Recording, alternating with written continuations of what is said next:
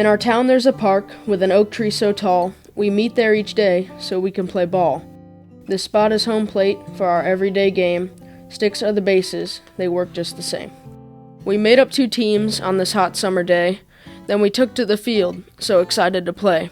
I grabbed the old bat and held it so tight, knowing a base hit would start the game right. The pitcher was ready and hollered, "Let's go!" So I lifted my heel and dug in my toe. The first pitch was good, strike 1 was the call, and I heard my team yell, Keep your eye on the ball! From the fence, a man hollered. Hey, batter! He'd stop by most days and keep up the chatter. He cheered like a kid, though he was a man, Elbow high, good try. from our game's only fan. I took a deep breath, choked up and held tight, but the second pitch sailed by, then sunk to the right. I was down in the count and I needed a hit. The pitcher looked left and pounded his mitt. I imagined fans cheering and nothing was sweeter. In my mind, it's the playoffs, so bring on the heater. I could picture the stands and the center field wall. As the pitcher wound up, I stared down the ball. I swung the bat harder than I knew I could and drove it to left where their tallest guy stood. It took a big hop and bounced into his hands, but I made it, imagining fans in the stands. The next batter up grabbed our worn-out old bat, took 2 practice swings and adjusted his hat.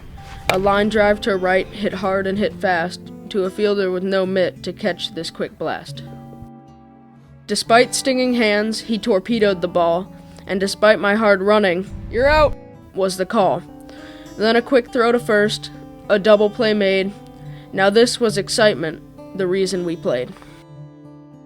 The next guy struck out, so the few mitts we shared were tossed from the home team and caught in midair.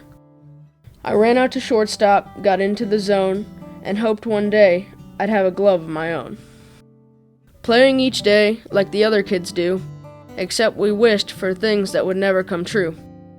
The little we had was so worn out and old that a new bat or new cleats were worth more than gold. With no bleachers, no benches, no scoreboard to use, rocks kept the score, and we played in old shoes. But for us, it was more than just innings and outs. Dreams on a field, that's what this was about. Then one day, that man from the fence I could see was pulling big bags by the big home plate tree. He smiled and said when his own kids were small, this was the same place that they would play ball. My kids are now grown. Said our number 1 fan. In fact, my son's son is almost a man. But I found these old bags in the strangest of places and thought of your field and the sticks used for bases. I once was a coach, so there's old mitts and bats, some shirts and some balls, and even some hats, and 24 cleats in all different sizes. Enjoy, said our fan, who was full of surprises.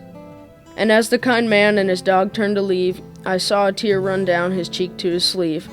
You kids keep on playing, but remember, this game is more than a score, said the man with no name.